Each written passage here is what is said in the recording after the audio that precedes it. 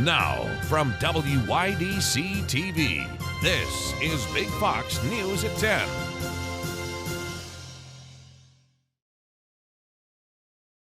Good evening, I'm Anna Manuel. As we get further into the fall, viruses are affecting more people. Big Fox's Josh Feldberg spoke with the Steuben County Health Department to find out how this season has been so far. Between the flu, common cold, coronavirus, and RSV virus, there are many different diseases to look out for this fall.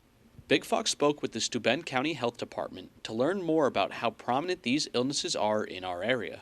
So far, only 12 cases of the flu have been reported in Steuben County since the start of October. Well, in terms of the flu, I have to say since COVID has arrived, the flu really has been very minimal for us. And as I said, it is starting out not too bad for us this year. So, we're hoping it might stay at a minimum. Unlike the flu, COVID cases are continuing to be reported in the county. We're about where we were on the last couple of autumns, but the biggest difference is even though we're reporting around 200 or so cases a week of COVID now, but the big difference between now and any other part of the last 2 years is the fact that for the most part it's mild symptoms because of herd immunity and the efficacy of the vaccines that are available. The RSV virus has become another big illness this season. But how much of a problem is it in Steuben County? Yeah, RSV is becoming more prevalent this year.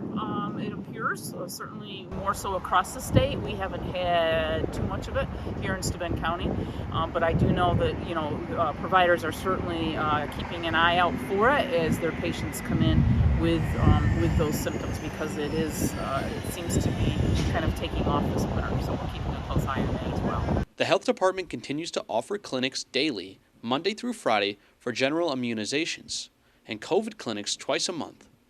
Josh Feldberg, Big Fox News, Bath. The village of Millport issuing a boil water notice. The notice states that residents should boil their water for a full minute, then let it cool before using it for drinking, washing dishes, preparing food, or any essential task that needs water. For more information, you can contact Village Water Operator Dean Wenzel at the number on your screen.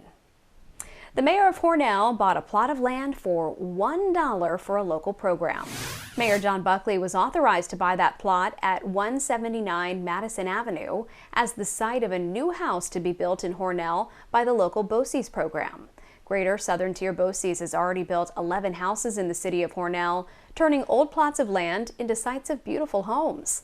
The house is planned to be completed by fall of 2023. President Biden is back in Pennsylvania today to talk about infrastructure and fundraise for a tight Senate race. Meanwhile, Republicans on the campaign trail are talking about the economy, and polling shows that is what Americans care about. Lauren Blanchard has more. Hello, everybody. President Biden says he has more than one priority headed into the midterms, and that it's not just the economy. There's multiple issues, and they're all important. Thursday, he's in Pennsylvania to talk about infrastructure, highlighting a bridge that collapsed earlier this year and is now almost rebuilt. It's also a moment for an appearance with Democrat John Fetterman, who is locked in a tight Senate race. But Fox News polling shows it's inflation and high prices that voters are overwhelmingly concerned about.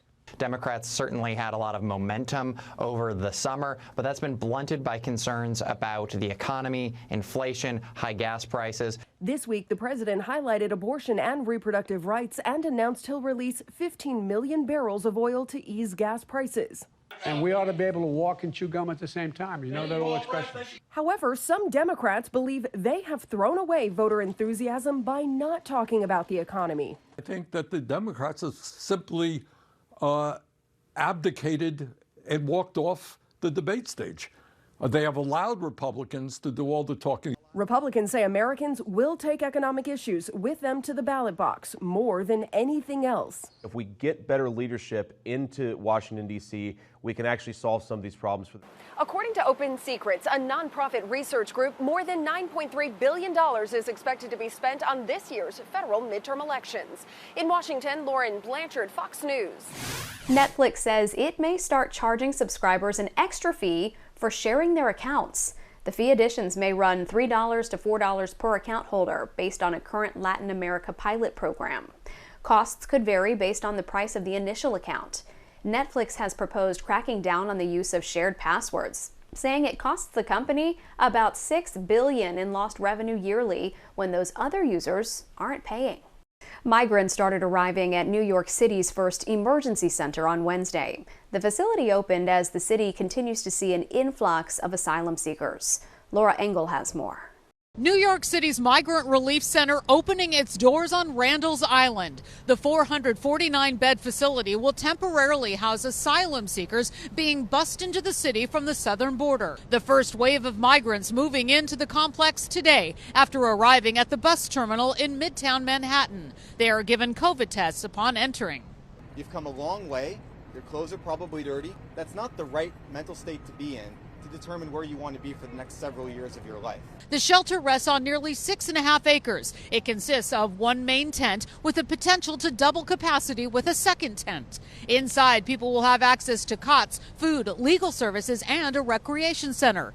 City officials say the center is a short-term solution for people as they figure out where to go. At the border, they're really giving two choices.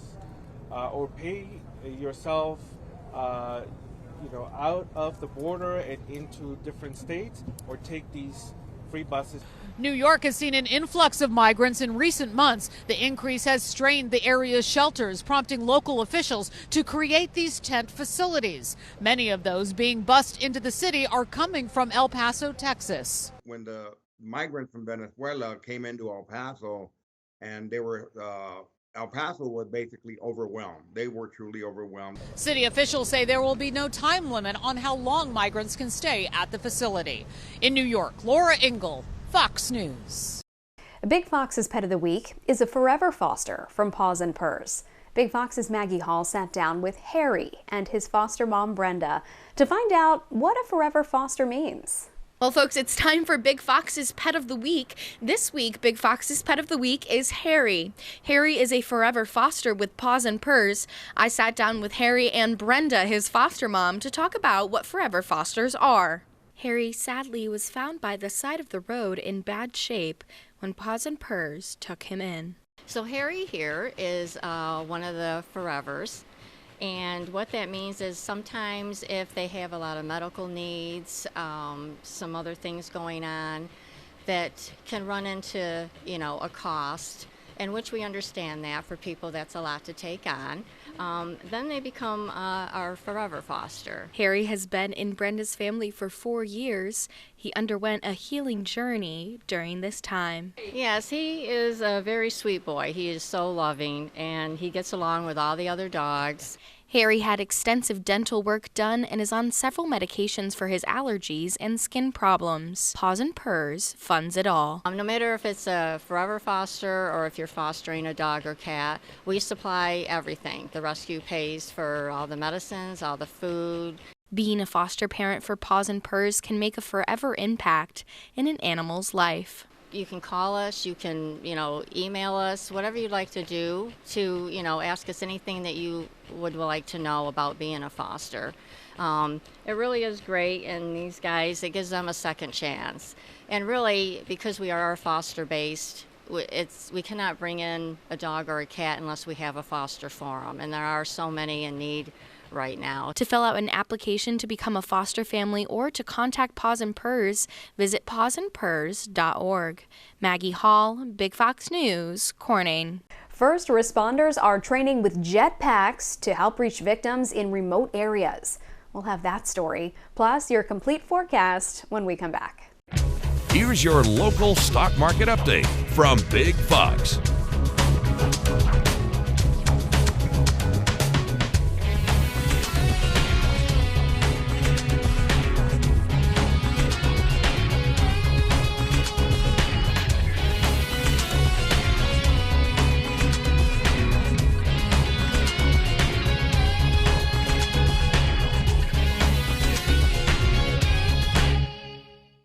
Now, your Twin Tiers forecast from Big Fox. Day in and day out, we watch those temperatures fall from being nearly 5 to 10 degrees above average on Saturday to being 10 to 15 degrees below average for our Wednesday, with only a high 47 degrees. And conditions stayed similar to that today as well, as we were holding within those 40s and 50s. Now, we were able to bring back in some areas of sunshine, and that will continue to hold in place as we step into the rest of the weekend. So through the overnight, we'll continue that clearing trend. Now, calmer and clear conditions will allow for temperatures to fall below that freezing mark, so we will keep wary of some of that potential even frost development with some moisture in the air. But note that we have a southerly wind in store, so that's going to continue to keep us on a warming trend day in and day out. And we're even talking about seasonable conditions back in store for our Friday forecast with that returning sunshine. And it's going to stay bright all weekend long. May even have the chance to talk about a few isolated 70-degree high temperatures back on the board. That is bringing us to those more early September temperatures. So we're getting a little flirt of summer after feeling almost a little bit cooler than what we should be this time of the year, as there even were some flurries noted across portions of New York over the last few days.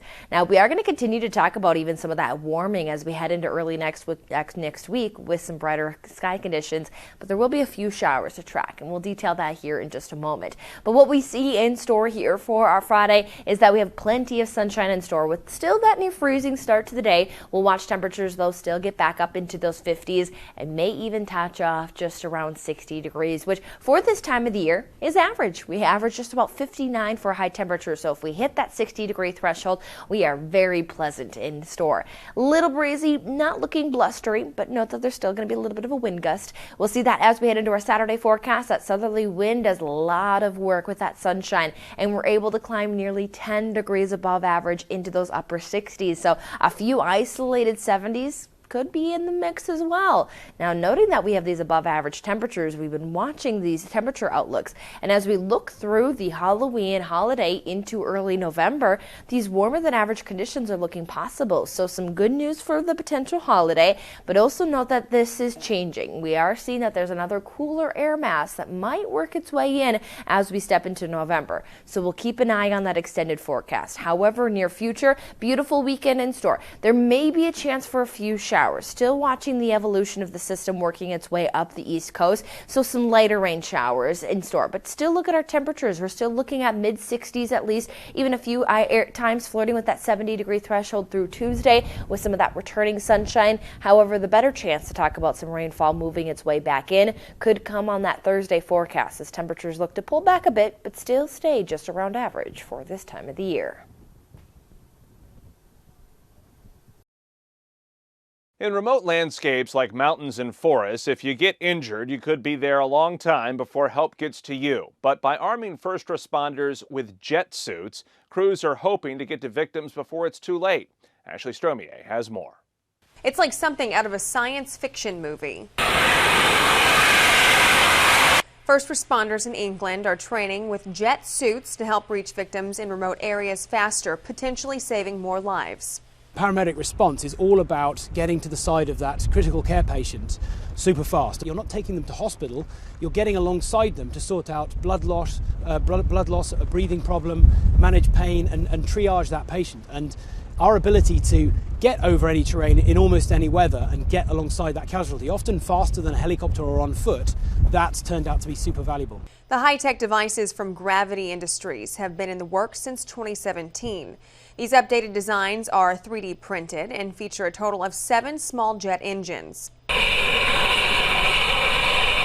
Now crews are testing how the suits will perform in fierce weather conditions. When you're moving at a little bit of speed, the rain gets in your face and in your eyes a little bit, but actually countering the wind is when you're coming up over a ridgeline is sometimes a little bit difficult, but actually if you're expecting it, it's a very stable piece of equipment and you can counter it and maneuver it and manage it quite safely. The jet suits, meanwhile, can also fly over water. Military units recently tested them in New York Harbor.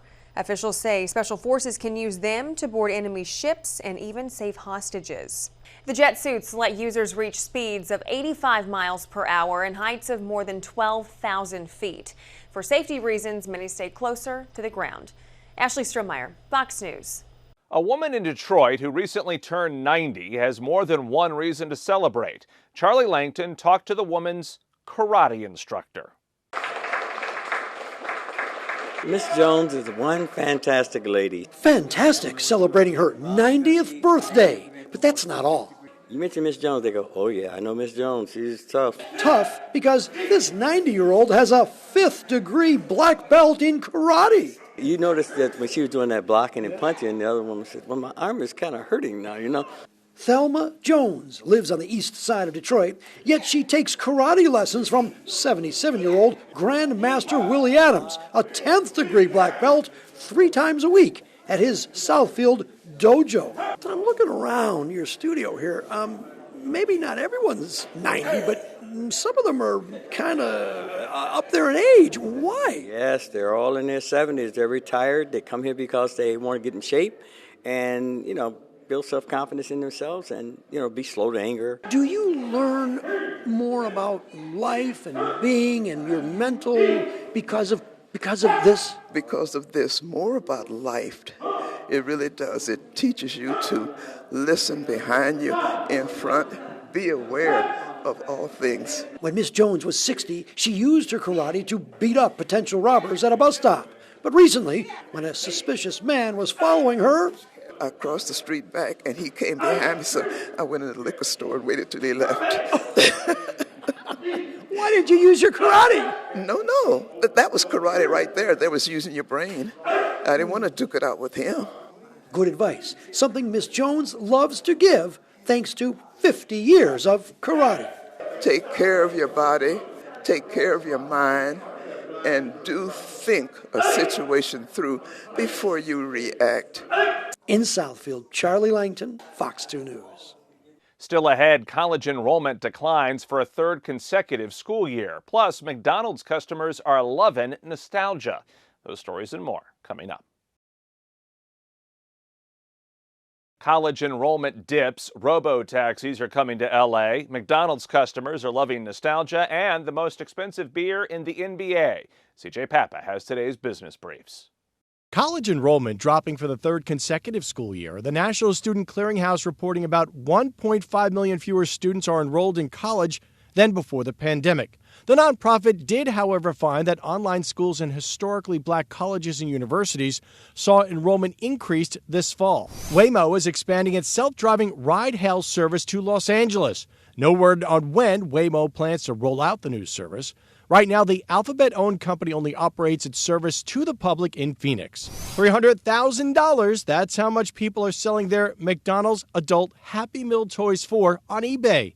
Happy Meal lovers across the country feeling nostalgic as some of their favorite characters came back in toy form earlier this month. The toys sold out almost immediately in many stores. And the new NBA season is underway, and Bookies.com answering the all-important question, which teams have the most expensive beer? Analysis of all 30 franchises show the Golden State Warriors and Boston Celtics are way above the closest competition, charging over a whopping $17 for a 16-ounce beer. The Cleveland Cavaliers sit at the bottom of the league with a beer going for just over $5. The league average price is $10.53. That's business. I'm CJ Papa. For many of us, accessing the internet is as easy as grabbing our smartphone, laptop, or tablet. But for some Americans who have internet, access to fast speed is not available. Ted Linder takes a look at the new data highlighting the ongoing internet inequality.